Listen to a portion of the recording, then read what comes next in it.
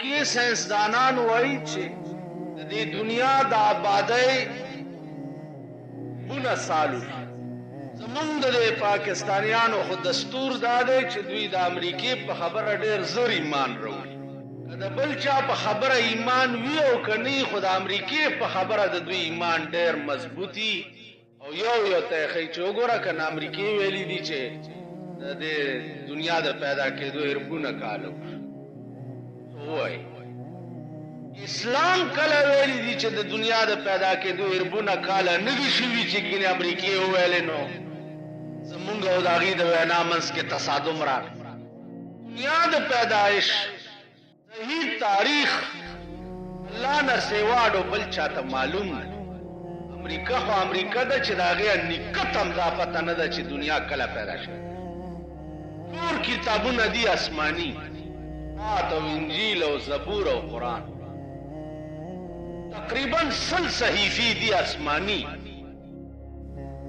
4 کتابه او 100 صحائف آسماني. په صحیفو کې دا تاریخ لیکلی او نه په 4 واړو کتابونو کې دا تاریخ لیکلی دی چې دنیا کله پیدا شوه. داسې جوګتونه به زمونږ 2 لکه اوس درته ولم لکه دوی چې جوګتولي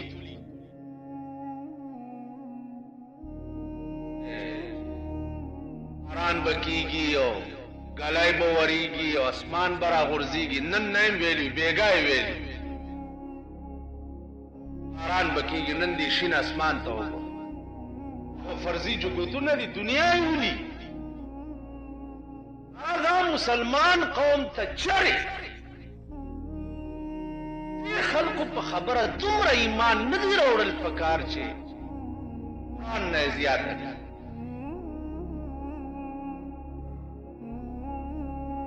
ځانو صحیح تاریخ د 2 خبرو. دنیا پیدا په کومه ورځ ده؟ تاریخ ته رانیږي به په کوم تاریخ. علم سوا د الله نه بل هیچا ته نشته. قرآن ویلي ان الله عنده علم الساعة وينزل الغيث ويعلم ما في الارحام وما تدري نفس ماذا تكسب غدا وما تدري نفس بأي أرض تموت. سوا د الله نه چاته دا نشته. ان الله عنده علم الساعة، قیامت د برپا کېدو علم سوا د الله نه بل هیچا ته نشته. یو آثار قیامت، علامات د قیامت، هغه رسول الله صلی الله علیه وسلم ډېر بیان کړي. په کوم تاریخ دومره پیغمبر ویلي دي چې د قیامت ورځ چې برپا کېږي نو ورځ به د جمعې وي. جمعې ورځ کوم سن کې دا علم چاته نشته. جمعې ورځې ته جمعه ولې وایي؟ ورځې ته نن چې دا تاسو جومات کې ناست یئ دې ورځې ته جمعه ولې وایي؟ د جمعې چې ډېرې دي خو دا چې خلق پکې ډېر جمع کېږي، جمع پکې لوی کېږي. لویه وجه پکې دا هم ده چې دې ورځې ته جمعه ځکه وایي چې قیامت به په دې ورځې برپا کېږي او دا ټول خلق به د خدای مخې ته جمع کېږي. ورځ به د جمعې. رسول الله صلی الله علیه وسلم د جمعې لمونځ دپاره ډېر اهتمام وکړو. جمعې په ورځ سنت، خوشبويي لګول سنت.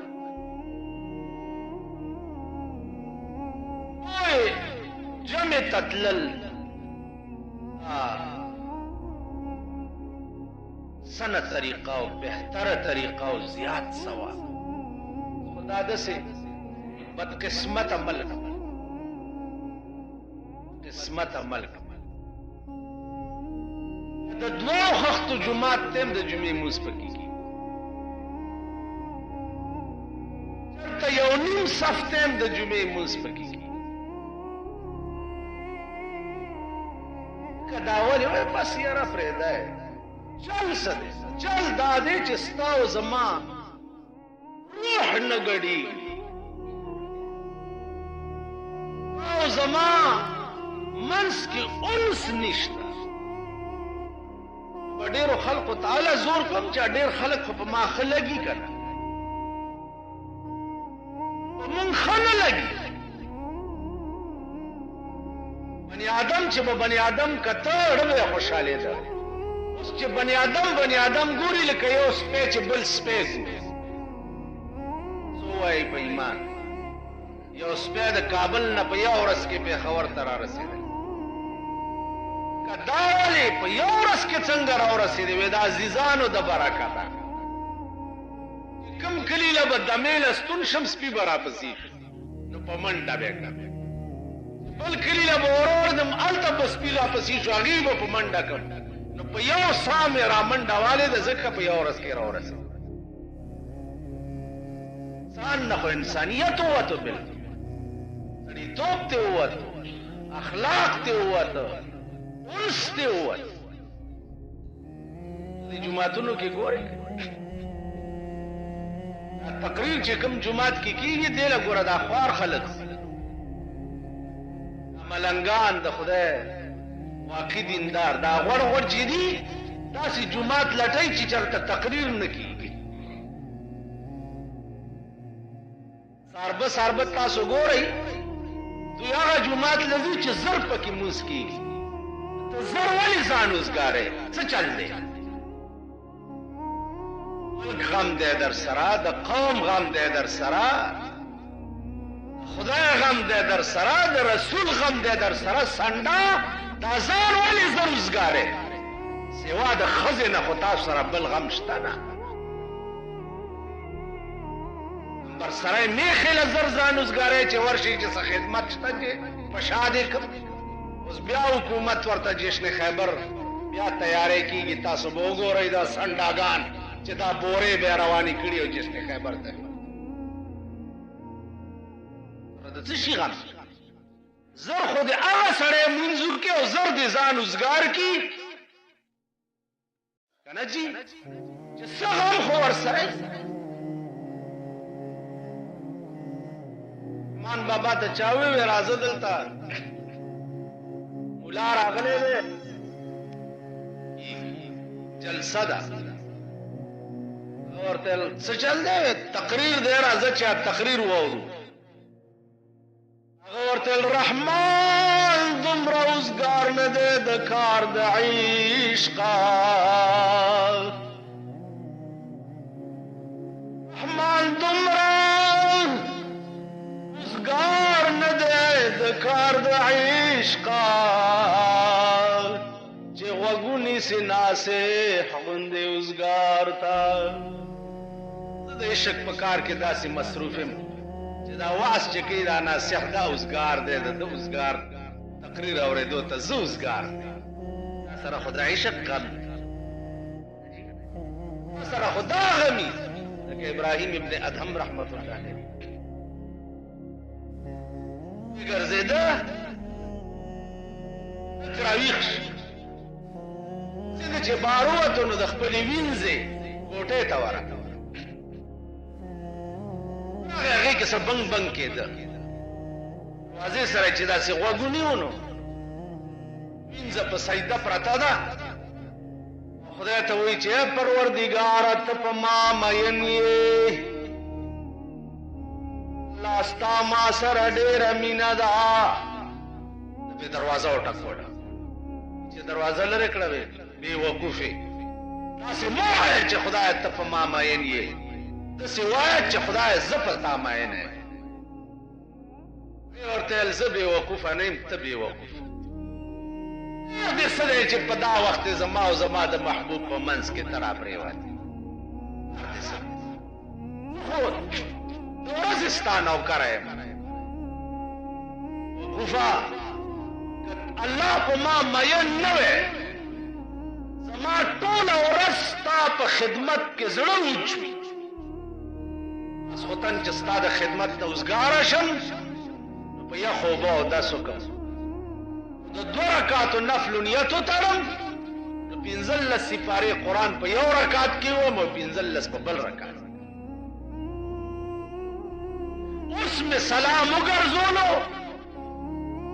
30 سپارې مې په 2 رکعاتو کې وویلې نو اوس مې سلام وګرځولو هغه ته مې وویل چې ته په ما مین یې او ته پکې د مچ غوندې را پرېوت عزیزانو سړی داسې مصروفي بیا هغه ته واقع تلوار په کار ده ځکه چې هلته محبوب سره خاص اوقات وي زه څه کارونه وجه دا ده ځینې خلک ساده خسکي مالدار چې دي دا پاکستان د برکته چې خلکو سره پیسې میسې راغلي یاره جي تاسو مونځ لږ ډېر وکړي کې نه شوق هم کې مجرا نه شي ضرورت سره دا خو جي خبره یې مال نه هغه انجنې مه چې څومره راپسې ډبې کمي نو خوشحاله انجن پسې چې څومره ډبې زیاتې خو انجن باندې بوجي که نه کار کوه بابا خاصه لیونی و ملنګان ونو پسې لیونی به منډې وي او ملنګانو پسې ملنګان منډې علم راغی زارک شه سړی مال دلته شي راشي راځي هم نه دی جومات غوړ چې دي دا ټول پوه دي دې خو ټول د ښځو ټټوان دي که ونډه ښځه چې څوک ځان سره ګرځي یا دې جومات ته راتلی شي بنډې لوڼه درې منه بار بربنډې ګرځي هغې چېرته راتلی شي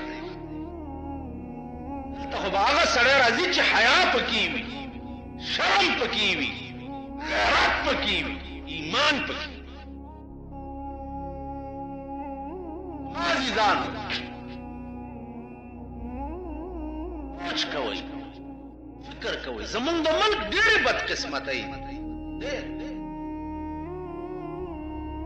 لویه بدقسمتي دا هم هغه مسلې ته نظم چې د فقهاو په نیز باندې جواز فضیلت په کم کې دی زیاته رتبه په څه کې تقدیر یا نن قهر عظیم گرفتار ده اصل حقایق د دین چې دي ای پریخ امریکا دا او روس دی او چین دی امریکا دا او روس دی او چین دی حماقت کې نن دنیا پرته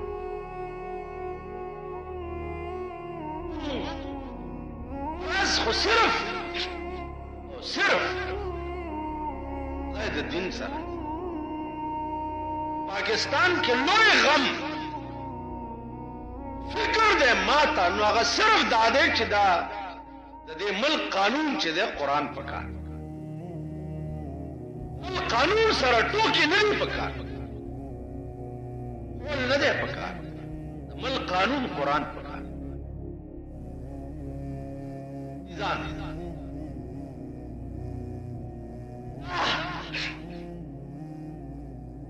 آدم علیہ الصلوۃ والسلام او د بی بی حوا ملاقات نه بعد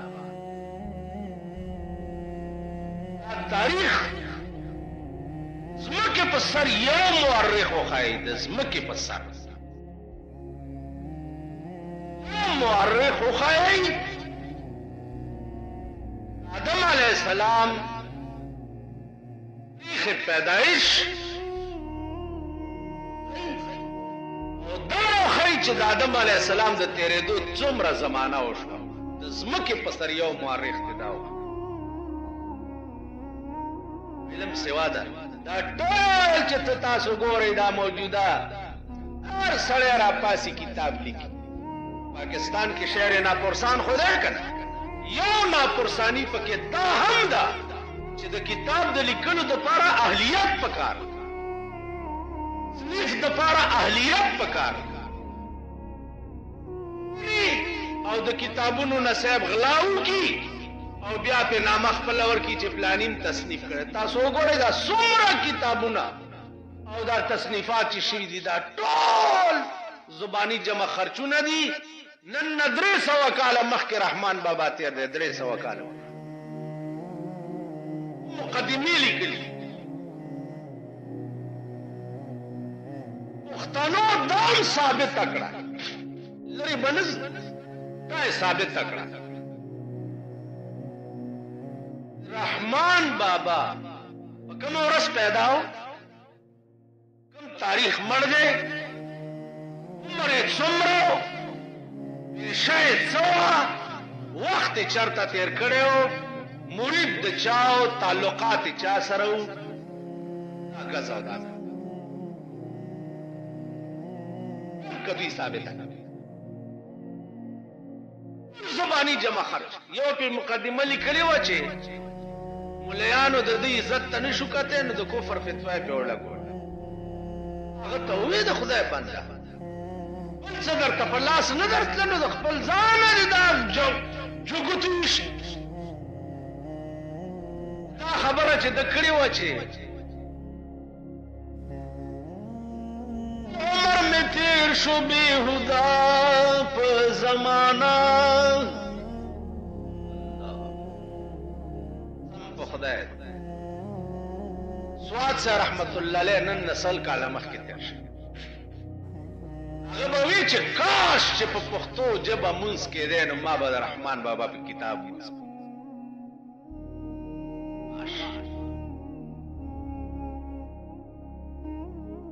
پښتو مولانا نصیر الدین رحمه الله تعالی و تبارک هغه به وایي چې ما په زندګۍ کې د پښتو ژبه کې داسې خوند په بل شي کې نه دی لیدلی لکه د ده په کلام کې. یا عزیرګل اسیر مالټا چې فی الحال ژوندی دی، دیوبند شیخ الهند رحمت الله علیه خاص شاګرد او په مالټا کې ورسره په تور اوبو کې د پیرنګیانو د لاسه قید. وایي چې هغه باریکات د دین چې په کوم رحمان بابا پوه شوی دی، نن نه 100 کاله مخکې امام غزالي تېر دی، هغه باریکات امام غزالي نه دي حل کړي لکه دې سړي چې حل کړي.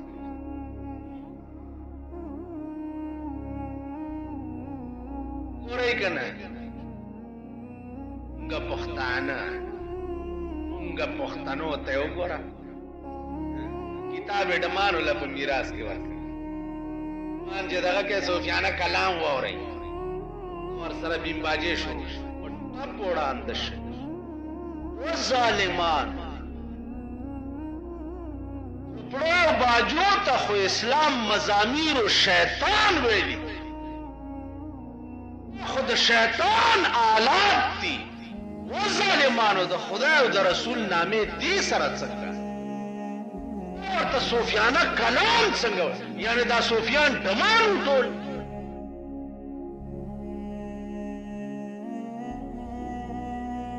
غم به دې ملک کې جاړي، غم شته دی و یو زخم نه دی چې به جوړ شي، 1000 زخمونه مې په زړه دي مړ به شي. غم د دې قوم نه سړی وجاړي، دې قوم کې خو غارونه دي، هر سوړی چې ټپی بل طرف ته صورت یې وځي، بل یې چې ټپی بل طرف ته، بل یې چې ټپی بل طرف.